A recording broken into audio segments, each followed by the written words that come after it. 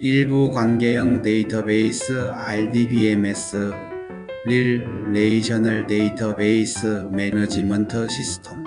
인트로 RDBMS란 무엇인가요? 안녕하세요, 여러분. 오늘은 좀 멋진 주제에 대해 이야기해 보려고 해요.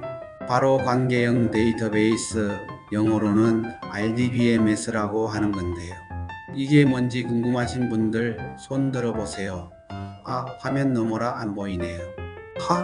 그럼 제가 쉽게 풀어서 설명해 드릴게요. 우선 RDBMS가 뭔지부터 간단히 말해보면 데이터를 정리해서 보관하는 시스템이에요. 근데 그냥 막 쌓아두는 게 아니라 깔끔하게 표 같은 형태로 보관하는 거예요. 여러분 엑셀 써보셨죠? 그거랑 비슷하다고 생각하면 돼요.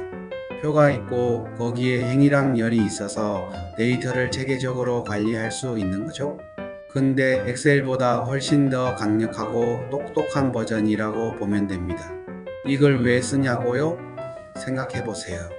우리가 매일 쓰는 앱이나 웹사이트, 예를 들어 쇼핑몰 같은 데서 물건을 사잖아요. 그럼 내 주문 정보, 배송지, 결제 내역 같은 게 어디에 저장돼가요? 바로 이런 관계형 데이터베이스에 저장되는 거예요. 금융 시스템이나 정부 기관에서도 엄청 중요하게 쓰이고요. 그러니까 우리 생활에서 빠질 수 없는 기술인 셈이죠. 테이블과 관계의 개념. 자, 그럼 이게 어떻게 생겼는지 좀 더 들어가 볼까요? RDBMS에서는 데이터를 테이블이라는 표에 저장해요. 예를 들어 우리가 학생들 정보를 관리한다고 해볼게요. 하나의 테이블에 학생 이름, 학번, 전공 이런 걸 넣을 수 있죠. 이게 한 줄 한 줄 행으로 쌓이고 이름, 학번, 전공은 열로 나뉘는 거예요.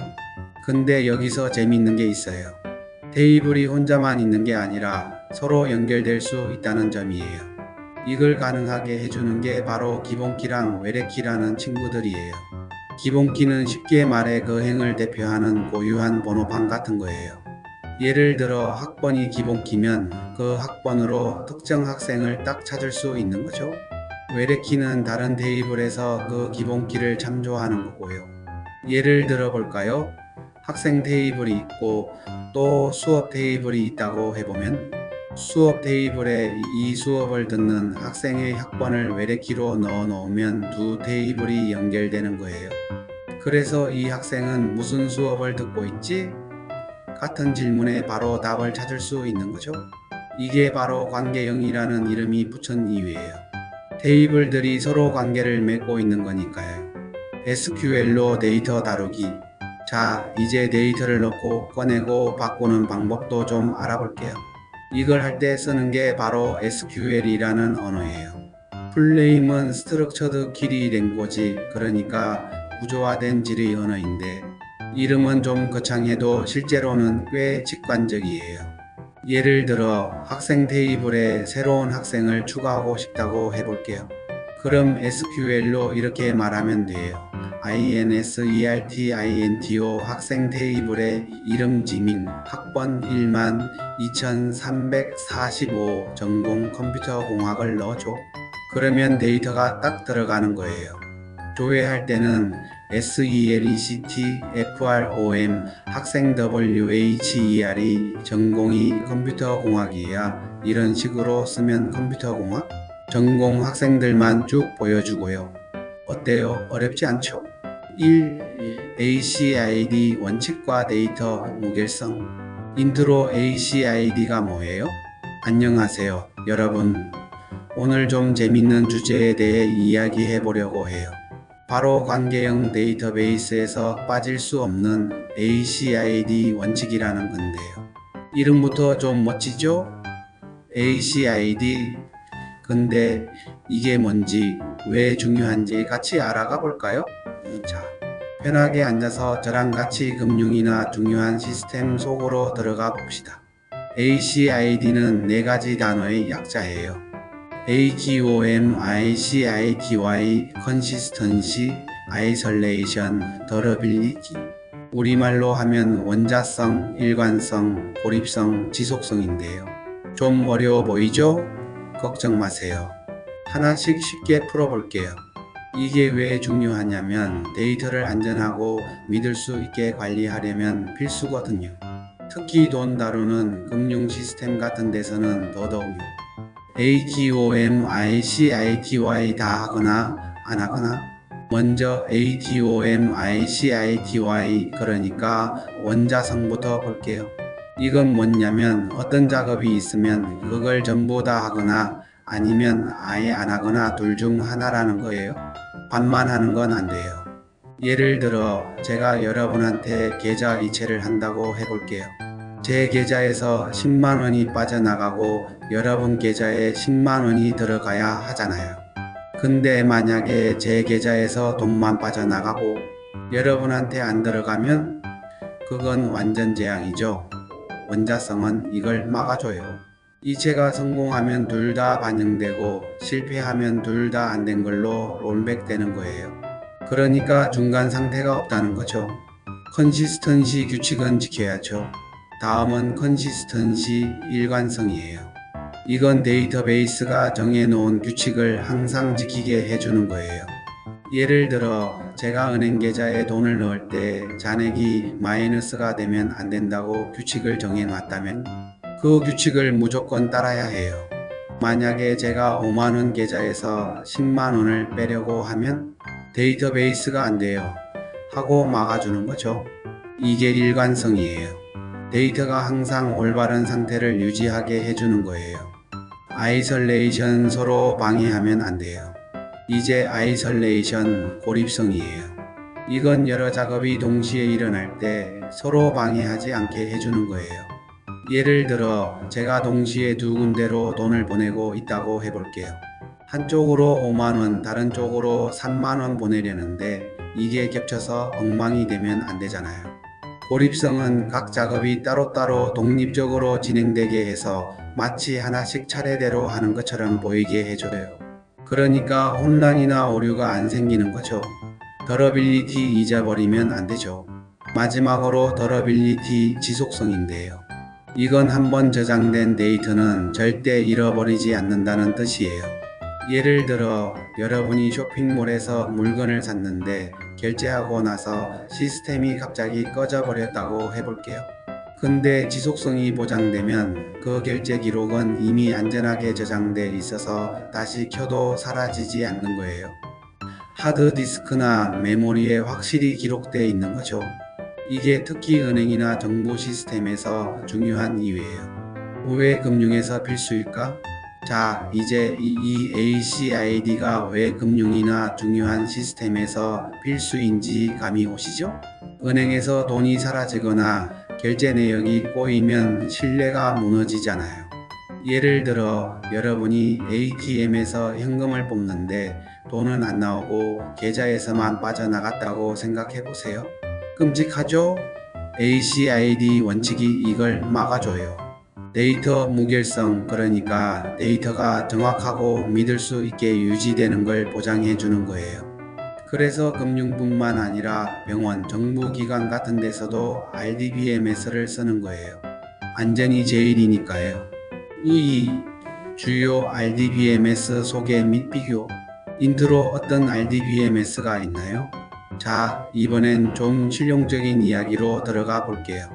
관계형 데이터베이스 관리 시스템, 그러니까 RDBMS에도 종류가 많거든요. 여러분이 들어봤을 만한 이름들 MySQL, BOSTGRESQL, Oracle DB 같은 것들이에요. 이 친구들 특징이 다 달라서 어디에 쓰는지, 뭐가 좋은지 한번 같이 알아볼까요? 나중에 여러분이 프로젝트 하거나 회사에서 쓸 때도 도움이 될 거예요. MySQL 가볍고 빠른 친구. 먼저 MySQL부터 볼게요. 이건 오픈소스라서 무료로 쓸 수 있고 가볍고 빠른 게 장점이에요. 여러분이 자주 들어가는 웹사이트나 블로그, 예를 들어 워드프레스 같은 데서 많이 쓰여요. 왜냐? 설치도 쉽고 속도도 빠르고 소규모나 중규모 프로젝트에 딱 맞거든요. 근데 단점이 있다면 아주 복잡한 트랜잭션이나 대규모 데이터 처리에는 좀 약할 수 있어요. 예를 들어 작은 온라인 상점 만들 때 쓰면 딱 좋지만 은행 시스템 같은 데는 좀 힘들 수 있다는 거죠. POSTGR-ESQL 똑똑하고 유연한 친구. 다음은 POSTGR-ESQL이에요. 얘도 오픈소스인데 MySQL보다 좀 더 똑똑하다고 할까요? 기능이 엄청 많아요. 복잡한 쿼리도 잘 처리하고 데이터 타입도 다양하게 지원해줘요. 예를 들어 위치 정보 같은 GEOSPATIAL 데이터를 다룰 때 POSTGR-ESQL이 강점이 있어요. 그래서 스타트업이나 데이터 분석 많이 하는 회사에서 사랑받아요. 사용 사례로는 지도 앱이나 분석 플랫폼 같은데 자주 쓰인다고 생각하면 돼요. 단점이라면 MySQL보다 설정이 조금 복잡할 수 있고 속도가 살짝 느릴 수도 있다는 점이에요. 오라클 DB 거물급 친구. 이제 오라클 DB 나갑니다. 이건 좀 거물급이에요. 대기업이나 금융기관에서 많이 쓰는데 왜냐면 엄청 안정적이고 강력하거든요. 대규모 데이터도 잘 처리하고 보안도 철저해요. 예를 들어 은행이나 항공사 예약 시스템 같은 데서 오라클 DB를 쓰면 안심이 되는 거죠. 근데 단점이 있죠. 비싸요. 라이선스 비용이 만만치 않아서 작은 회사나 개인 프로젝트에서는 잘 안 쓰이고 대기업 위주로 가는 경향이 있어요. 비교 뭐가 나한테 맞을까? 자, 그럼 이 셋을 비교해 보면요. MySQL은 가볍고 빠른 대신 단순한 작업에 강하고 POSTGR-ESQL은 유연하고 똑똑해서 복잡한 작업에 좋고 오라클 DB는 돈 좀 들여서 안정성과 규모를 챙기고 싶을 때 최고예요. 예를 들어 여러분이 개인 블로그 만들 거면 MySQL로 충분하고 데이터 분석 프로젝트면 POSTGR-ESQL, 은행 시스템 만들 거면 오라클 DB를 고려해 볼 만하죠. 근데 사실 이건 프로젝트 크기나 예산에 따라 달라지니까 상황에 맞게 고르는 게 중요해요. 3. 장단점과 실생활 적용. 인트로 RDBMS의 장단점. 자, 이제 RDBMS가 실제로 어디에 쓰이고 뭐가 좋고 나쁜지 좀 더 깊이 파볼까요? 여러분이 웹사이트 쓰거나 쇼핑할 때 RDBMS가 어떻게 돌아가는지도 같이 볼게요. 준비되셨죠? 장점 깔끔하고 안정적이에요. 먼저 장점부터 볼게요. RDBMS는 데이터 정합성이 정말 좋아요. 정합성이 뭐냐면 데이터가 항상 정확하고 일관되게 유지된다는 거예요. 예를 들어 여러분이 주문한 물건의 배송 상태가 발송됨인데 재고는 0이라면 이상하잖아요. RDBMS는 이런 오류를 막아줘요. 또 트랜잭션 관리가 안정적이어서 은행 송금처럼 실패하면 안 되는 작업에 딱이에요. SQL로 쉽게 데이터 다룰 수 있는 것도 큰 장점이고요. 단점 비정형 데이터는 좀 힘들어요. 근데 단점도 있어요. RDBMS는 정형 데이터, 그러니까 깔끔하게 표로 정리할 수 있는 데이터에 강하거든요. 근데 요즘은 사진, 동영상, 텍스트 같은 비정형 데이터가 많잖아요. 예를 들어 인스타그램에 올리는 사진이나 유튜브 영상을 RDBMS로 관리하려면 좀 애매해요. 이런 건 NoSQL 같은 다른 데이터베이스가 더 잘 맞을 수 있어요. 또 확장성도 좀 약한 편이라 데이터가 엄청 커지면 처리 속도가 느려질 수도 있죠. 실생활 적용 쇼핑몰에서 어떻게 쓰일까? 그럼 실생활에서는 어떻게 쓰이냐고요? 전자상거래 예를 들어 볼게요. 여러분이 온라인 쇼핑몰에서 물건을 산다고 해볼게요. 주문 버튼 누르면 RDBMS가 바빠져요. 먼저 고객 테이블에서 여러분 정보 확인하고 상품 테이블에서 재고 체크하고 주문 테이블에 새로 기록 남기고 결제 테이블에 결제 내역 저장하는 거예요. 이 모든 게 기본키와 외래키로 연결돼 있어서 이 고객이 뭘 샀지? 하면 바로 쫙 뽑아낼 수 있는 거죠. 웹 서비스에서도 비슷해요. 로그인 정보, 게시글, 댓글 이런 걸 깔끔하게 정리해서 보여주는데 RDBMS가 딱이에요. 정리 어디까지 유용할까? 그러니까 RDBMS는 정형 데이터를 깔끔하게 다룰 때 최고예요. 쇼핑몰, ERP 시스템, 회사 데이터 관리 같은 데는 정말 잘 맞죠. 근데 SNS처럼 비정형 데이터가 많거나 데이터가 폭발적으로 늘어나는 데는 한계가 있을 수 있어요. 그럴 땐 상황에 따라 RDBMS랑 NoSQL을 같이 쓰는 경우도 많아요.